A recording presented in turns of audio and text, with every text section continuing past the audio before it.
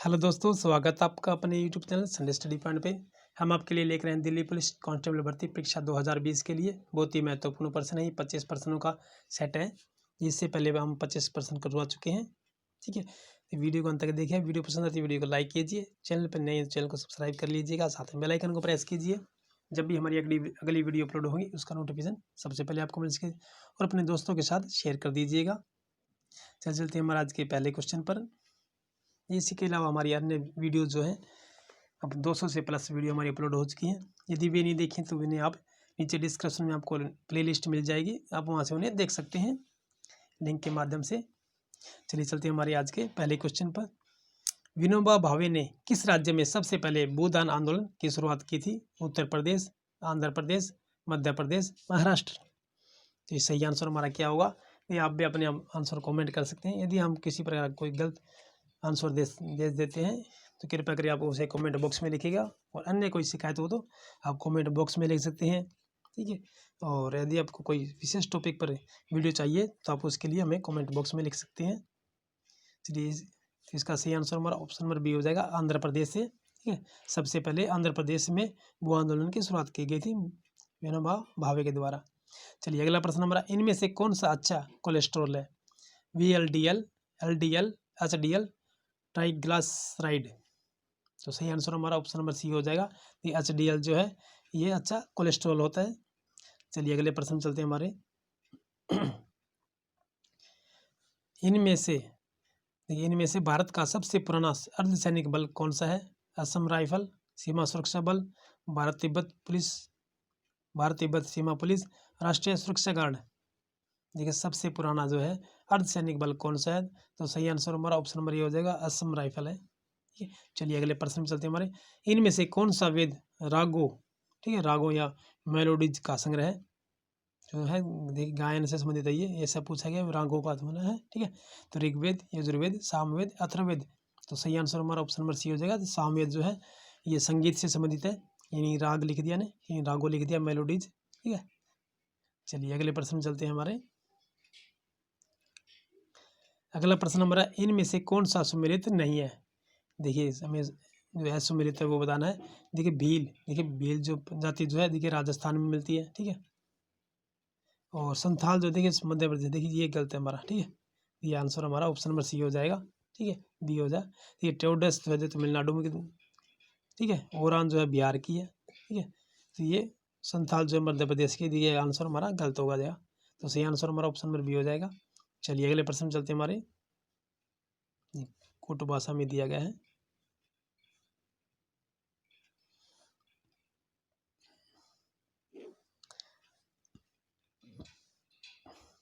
हमें कूट भाषा में दिया गया तो हमें सही आंसर बताना है।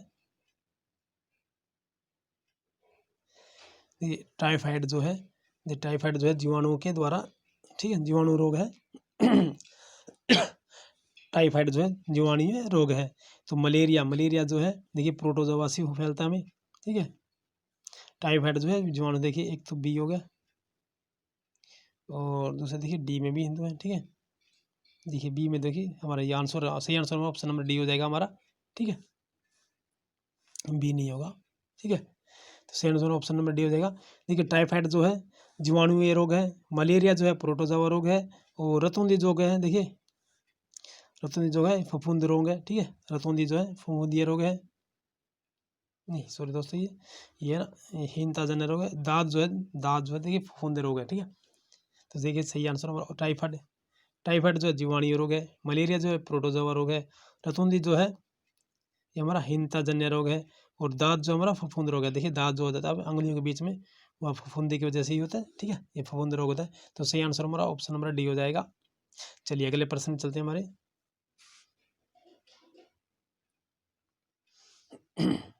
अगला प्रश्न हमारा, संगम साहित्य किस भारतीय भाषा में से संबंधित है? तमिल, तेलुगु, मराठी, बंगाली। सही आंसर हमारा ऑप्शन नंबर ए हो जाएगा, तमिल भाषा से संबंधित है ये। संगम साहित्य किस भारतीय भाषा से संबंधित है? यह तमिल भाषा से संबंधित है संगम साहित्य। ठीक है, और ये दक्षिण का है। जोजिला दर्रा जोड़ता है कश्मीर और तिब्बत को, नेपाल और तिब्बत को, लेह और श्रीनगर को, लेह और कारगिल को। तो सही आंसर क्या होगा? सही आंसर हमारा ऑप्शन नंबर सी हो जाएगा। देखिए लेह और श्रीनगर को जोड़ता है जोजिला दर्रा। ठीक है। चलिए अगले प्रश्न चलते हैं हमारे। भारतीय रिजर्व बैंक के वर्तमान गवर्नर कौन है? रघुराम राजन, मोहनसिंह सिंह आहलूवालिया, डी सुब्बाराव, बिमल जालान। ये भारतीय रिजर्व बैंक के वर्तमान में गवर्नर कौन है? देखिए 2014 का पूछा हुआ क्वेश्चन है, क्योंकि उस टाइम रघुराम राजन जी थे और इस समय ये शक्तिकांत दास जी हमारे। ठीक है। चलिए अगला प्रश्न चलते हैं हमारे। किस लेखक की जीवनी की शीर्षक कलम का सिपाही है? अमृतलाल नागर, आचार्य शुक्ला, मुंशी प्रेमचंद, विषम साहनी। ये सही आंसर हमारा ऑप्शन नंबर सी हो जाएगा, मुंशी प्रेमचंद जी हैं। मुंशी प्रेमचंद की जीवनी जो है कलम का सिपाही, ठीक है, ये जीवनी है मुंशी प्रेमचंद की, और लिखी किसके द्वारा है? अमृतलाल नागर के द्वारा लिखी गई है कलम का सिपाही। चलिए अगला प्रश्न हमारा। ग्रीष्म तथा शीत दोनों ही ऋतु में भारी बारिश किस राज्य की विशेषता है? गुजरात, तमिलनाडु, महाराष्ट्र, ओडिशा। देखिए ग्रीष्म तथा शीत दोनों ही ऋतु में भारी बारिश किस राज्य की विशेषता है? तो सही आंसर हमारा ऑप्शन नंबर बी हो जाएगा, तमिलनाडु में होती है सबसे ज़्यादा भारी बारिश। चलिए अगले प्रश्न चलते हैं हमारे। कृत्रिम मधुमक्खी पालन कहलाता है? देखिए जो कृत्रिम मधुमक्खी पालन जो है क्या कहलाता है? सिल्वीकल्चर, सेरिकल्चर, लॉगिकल्चर, एपीकल्चर। सही आंसर हमारा ऑप्शन नंबर डी हो जाएगा। देखिए एपीकल्चर कहलाता है ये, ठीक है। कृत्रिम मधुमक्खी जो मधुमक्खी पालन करते हैं जो खेतों में आपने देखा होगा डब्बे से लगा देते हैं, ठीक है, वो एपीकल्चर के तहत आती है मधुमक्खी पालन। तो लॉर्ड चेम्सफोर्ड ने हंटर कमेटी की नियुक्ति किस घटना की जांच के लिए की थी? जलियांवाला बाग नरसंहार, कोमागटा मरु घटना, मोपला विद्रोह, चोरी चोरी घटना। तो सही आंसर हमारा ऑप्शन नंबर ये हो जाएगा। देखिए जलियांवाला बाग हत्याकांड जो है 13 अप्रैल 1919 को हुआ था, ठीक है, और ये जलियांवाला बाग है पंजाब जिले में, ठीक है, अमृतसर जिले में है, ठीक है। तो लॉर्ड चेम्सफोर्ड ने हंटर कमेटी की नियुक्ति की थी इसकी जांच के लिए। चलिए अगला प्रश्न चलते हैं हमारे। भारत के उपराष्ट्रपति के चुनाव में निम्न 4 सदस्यों के समूह में से कौन सा समूह इलेक्टोरल कॉलेज का काम करता है? ठीक है, ये संसद के दोनों सदनों के निर्वाचित सदस्य, संसद के दोनों सदनों के सभी सदस्य, संसद एवं राज्य विधानसभाओं के निर्वाचित सदस्य, संसद एवं राज्य विधानसभाओं के सभी सदस्य। तो सही आंसर हमारा ऑप्शन नंबर बी हो जाएगा। ये संसद के दोनों सदनों के सभी सदस्य जो है, ठीक है, राष्ट्रपति के चुनाव में भाग लेते हैं। चलिए अगला प्रश्न चलते हैं हमारे। ये अनिल कुंबले ने एक टेस्ट पारी में किस देश के 10 विकेट लिए हैं? ऑस्ट्रेलिया, श्रीलंका, दक्षिण अफ्रीका और पाकिस्तान। जैसे आंसर हमारा ऑप्शन नंबर डी हो जाएगा, पाकिस्तान का थे, ठीक है। और ये 2005 शायद 2005 के लगभग ये खेला गया था मैच, ठीक है, और उस समय यह मैच हमने भी देखा था जिसमें इन्होंने मात्र 20 के लगभग इन्होंने शायद नंबर दिए थे इन्होंने, ठीक है, रन दिए थे, और 10 के 10 विकेट इन्होंने ले लिए थे, ठीक है, और इन्होंने शायद लगभग 100 के करीब ही शायद इन्होंने उस समय, काफ़ी देखिए समय की बात हो गई है, ठीक है, और वो पारी बहुत ही बेहतरीन पारी थी देखने के लिए अनिल कुंबले जी की, ठीक है, और पाकिस्तान के देखिए काफ़ी टीवी टावी फोड़ दिए थे लोगों ने, ठीक है। चलिए किसने कहा कि मानव का वह एक छोटा कदम मानवता के लिए एक बड़ा कदम है? Edwin Aldrin, Edmund Hillary, Richard Nixon, Neil Armstrong. तो देखिए सही आंसर ऑप्शन नंबर डी हो जाए, नील आर्मस्ट्रांग जो है जिन्होंने पहला कदम रखा था चीन इसमें चांद की सतह पर, और इन्होंने कहा था कि मानव का वह एक छोटा कदम जो मानवता के लिए बड़ा कदम है, ठीक है, ये इन्होंने सबसे पहले मानव की धरती पर, ये चांद की धरती पर कदम रखने वाले मानव थे ये नील आर्मस्ट्रांग, ठीक है। संविधान का 17वां अनुच्छेद है व्यक्तिगत स्वतंत्रता की रक्षा करता है, समता का अधिकार देता है, अस्पृश्यता का उन्मूलन करता है, संवैधानिक उपचार का अधिकार देता है। देखिए सही आंसर हमारा ऑप्शन नंबर सी हो जाएगा, अस्पृश्यता का उन्मूलन करता है ये, ठीक है, संविधान का 17वां अनुच्छेद। चलिए अगले प्रश्न चलते हमारे। भारत सरकार का उच्चतम कानून अधिकारी कौन है?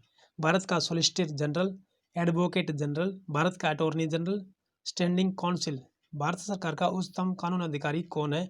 तो सही आंसर हमारा ऑप्शन नंबर सी हो जाएगा, भारत का अटॉर्नी जनरल जो है भारत का उच्च अधिकारी होता है, ठीक है, भारत सरकार का उच्चतम कानून अधिकारी होता है भारत का अटॉर्नी जनरल। चलिए अगले प्रश्न चलते हमारे। आंधी तूफानों में कुछ घरों की छतें उड़ जाती हैं, ऐसा किस सिद्धांत के आधार पर होता है? बर्नौली सिद्धांत, आर्किमिडीज सिद्धांत, जड़त्व का नियम या पास्कल का नियम। जैसे ही आंसर हमारा ऑप्शन नंबर ये हो जाएगा, बर्नौली का सिद्धांत जो है, ठीक है, आंधी तूफानों में ये कुछ घरों की छत जो उड़ जाती है, ऐसा किस सिद्धांत के आधार पर होता है? ये बर्नौली सिद्धांत के अनुसार होता है। देखिए दरवाजे खुले होते हैं, उसके अंदर देखिए हवा भर जाती है, और हवा भरने की वजह से एकदम मकान फट जाता है, या उसकी दीवार जो है छत उड़ जाती है ऊपर की तरफ। चलिए अगला प्रश्न हमारा, इनमें से कौन सा सिंधु सभ्यता स्थल नहीं है? लोथल, पाटलिपुत्र, रंगपुर, सूतकांगजेडोर। सूतकांगेडोर।